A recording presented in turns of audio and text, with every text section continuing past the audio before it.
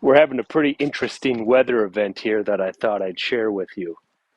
Yes, it is December 15th. I am in a t-shirt, shorts, and flip-flops, and I'm quite comfortable. And it's 8:30 at night. It's 55 degrees, and we've not reached the high temperature. The high temperature is supposed to be reached around midnight. We had quite a bit of snow on the ground, probably about 10 inches or so, and it's been ridiculously foggy all day because all of that snow is obviously melting, and it's low wind, so it's just this humidity hanging in the air. But after tonight, after we reach this high temperature, it's supposed to get extremely windy, and then by 10 a.m. tomorrow morning, it's supposed to be below 32 degrees, so freezing again. So this is kind of neat. Obviously, there's some negatives to it. First of all, negative one is there's a potential for tornadoes like we had the other night. So what's happening is the jet stream is moved north significantly to for what it normally is this time of year in this area. It's pulling warm weather from the southern United States um, and shoving it up in this area, which normally we do not have.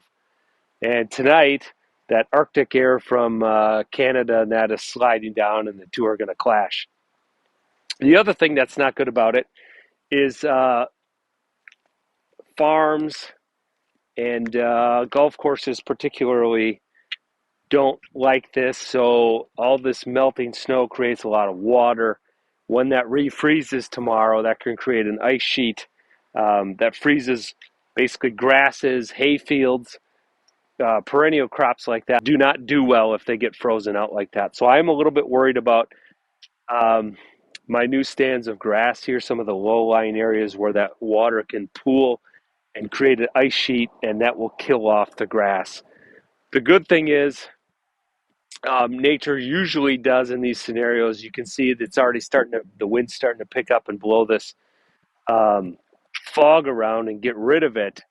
Normally, in these times of significant change, when we go quickly back to freezing, it gets extremely windy.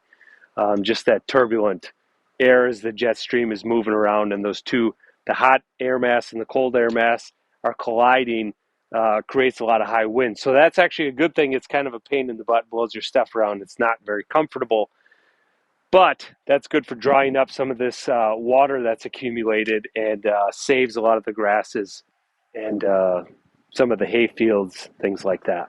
Well, I couldn't miss this opportunity to come outside uh, in the middle of the night, middle December, in flip flops, shorts, and a t shirt. This does not happen very often, so I thought I'd take advantage of it and document it. It's been a few weeks since I was out here in my flip flops and shorts, and this morning it's 8 below 0 today. That night it was about 65 degrees. So we're talking about 70 to 75 degree Fahrenheit swing. The good news is you can see we got a couple snowstorms. We got a nice blanket of snow to protect all my plants and grass and everything. So I'm happy with that. That's a good thing. So this is the other extreme. Typically, this is pretty normal for January. Air temperature gets down in the minus 10 to 20 degrees Fahrenheit for a week or so. But anyway, I thought we'd have a little fun with this and try to make some snow. Let's see how that goes.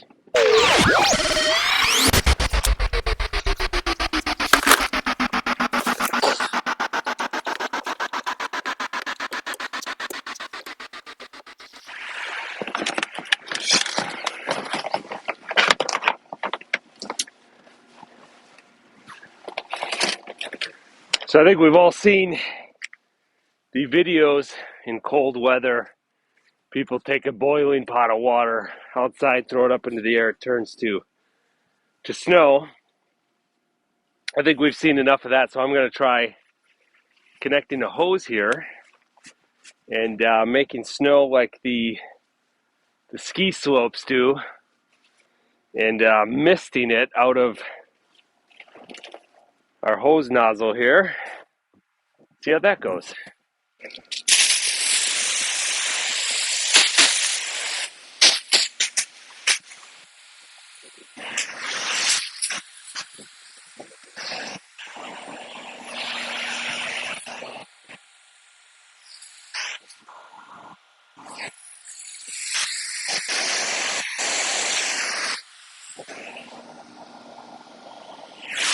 I think it's working. I felt some moisture on my face, but for the most part, it is definitely creating little ice crystals. I'm curious how long I can do this without the hose freezing or my face. Ah,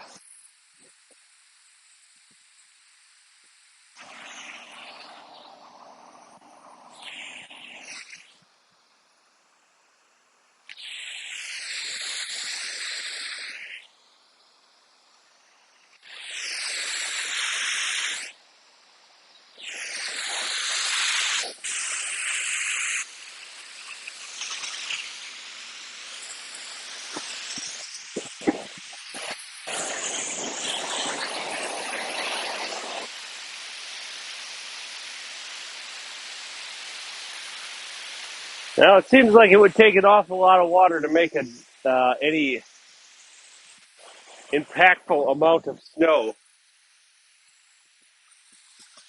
But ski slopes around here do that pretty consistently to extend their season. We get a decent amount of snowfall, but nothing like out in the Rockies or something like that. And obviously their runs are too big to make this practical, but we've got smaller ridges and hills that they put ski slopes on in the upper Midwest here. And it's very common. I don't know that they do it at these temperatures. I would assume their water line would freeze pretty good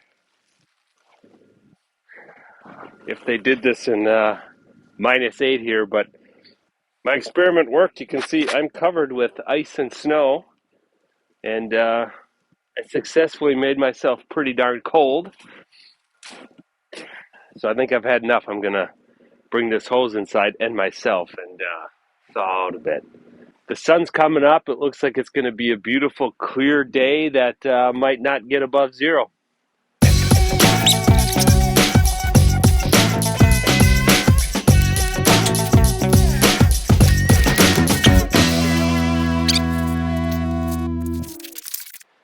Pretty cool stuff. Never know what nature's going to throw at you. Different every year. Thanks for watching. Adios.